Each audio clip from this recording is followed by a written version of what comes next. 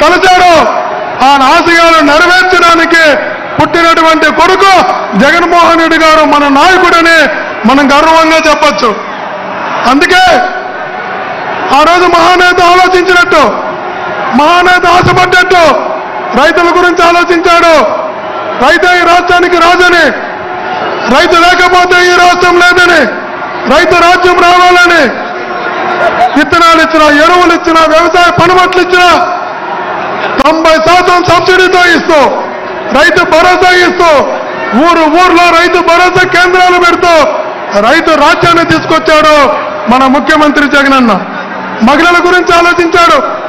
ఏ మహిళ కూడా ఇంటికో వంటకో పరిమితం కాకూడదని, భర్తతో జీవిత భాగస్వామిగానే కాదు అన్నింటిలో సరి భాగస్వామి కావాలని ఉద్యోగాలు ఇచ్చిన, పదవులు ఇచ్చిన, కొలువులు ఇచ్చిన, స్థానిక ఏలుబడి ఇచ్చిన, ఏమిచ్చినా మహిళల పేరుతో ఇచ్చి మహిళా రాజ్యాన్ని తీసుకొచ్చినటువంటి నాయకుడు మన జగనన్నని మనం ఈరోజు గర్వంగా చెప్పొచ్చు.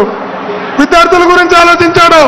పేదంట్లో పుట్టే ప్రతి ప్రతిభావంతుడు, పేదంట్లో పుట్టే ప్రతి పిల్లవాడు ఉన్నత చదువులు చదవాలని, అంతర్జాతీయ చదువులు అవసరమైతే చదవాలని, నాడు నేడు బడుల ఆధునీకరణ నుంచి, విద్యా దీవెన నుంచి, వసతి దీవెన నుంచి, అమ్మఒడి నుంచి పిల్లలు తినే ఘోర ముద్ద వరకు తీసుకొచ్చి ఉన్నత విద్యను అందిస్తున్నటువంటి నాయకుడు మన నాయకుడని మనం గర్వంగా చెప్పొచ్చు.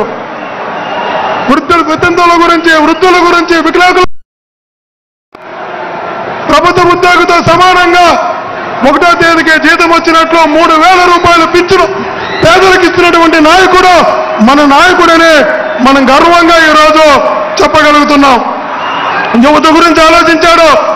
లక్షలాది ఉద్యోగాలు, సచివాలయ ఉద్యోగాలు కావచ్చు, గ్రూప్ 1 కావచ్చు, గ్రూప్ 2 కావచ్చు, డిఎస్సి కావచ్చు, అనేక ఉద్యోగాలకు అవకాశం ఇస్తే లక్షలాది మంది ఉద్యోగాలు యువతకి ఇచ్చి యువతను ప్రోత్సహిస్తున్నటువంటి నాయకుడు జగన్మోహన్ రెడ్డి గారు. ఒక తండ్రి యొక్క ఆలోచన కోసం, తండ్రి యొక్క ఆశయం కోసం, తండ్రి అనుకున్న లక్ష్యాన్ని నెరవేర్చడం కోసం ఒక కొడుకు పడుతున్నటువంటి తపన, ఒక కొడుకు ఎదుర్కొంటున్నటువంటి ఇబ్బందులు, ఒక కొడుకుని అవమానాలు పడుతూ చేస్తున్నటువంటి మంచి పనులు చూసిన తర్వాత ఈ రాష్ట్రంలో పుట్టినటువంటి, ఈ రాష్ట్రంలో ఉన్నటువంటి ప్రతి తల్లి తండ్రి అనుకుంటారు ఒక కొడుకు పుట్టిన చాలు, జగన్మోహన్ రెడ్డి గారు లాంటి కొడుకు ఒక్కరు పుట్టిన చాలని అనుకునేలాగా ఈరోజు పరిపాలన ముందుకు తీసుకున్న వ్యక్తి జగన్మోహన్ రెడ్డి గారు. అందుకే ఈరోజు మనం సిద్ధమన్నాం. వాళ్ళు చెప్తున్నారు ఇది పోరాటానికి సిద్ధం అంటున్నారు, బట్టలిప్పు కొట్టడానికి సిద్ధం అంటున్నారు. వాళ్ళు చెప్తున్నటువంటి మాటలు చూస్తుంటే ఒక్కొక్కసారి అనిపిస్తుంది దేనికి వాళ్ళు సిద్ధమని.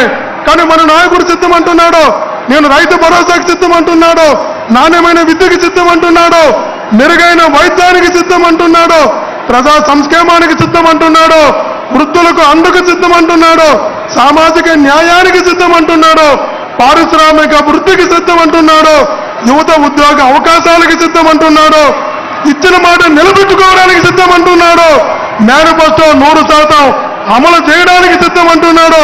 అన్నిటికన్నా మించే ఎన్ని పార్టీలు ఏకమై గుంపుగా వచ్చినా ఈ ప్రజలు తోడుగా యుద్ధానికి సిద్ధం అంటున్నాడు మన నాయకుడు జగన్మోహన్ రెడ్డి గారు. ఈరోజు నేను దగ్గరగా చిన్నప్పటి నుంచి చూసా, 3 తరాలతో శిష్యుడిగా పెరిగా.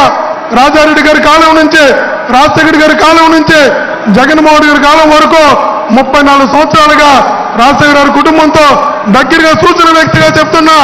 జగన్మోహన్ రెడ్డి గారు అంటే ఒక వ్యక్తి కాదు, జగన్ అంటే ఒక వ్యవస్థ, జగన్ అంటే ఒక ఎమోషన్, జగన్ అంటే ఒక నమ్మకం, జగన్ అంటే ఒక స్థైర్యం, జగన్ అంటే ఒక ధైర్యం.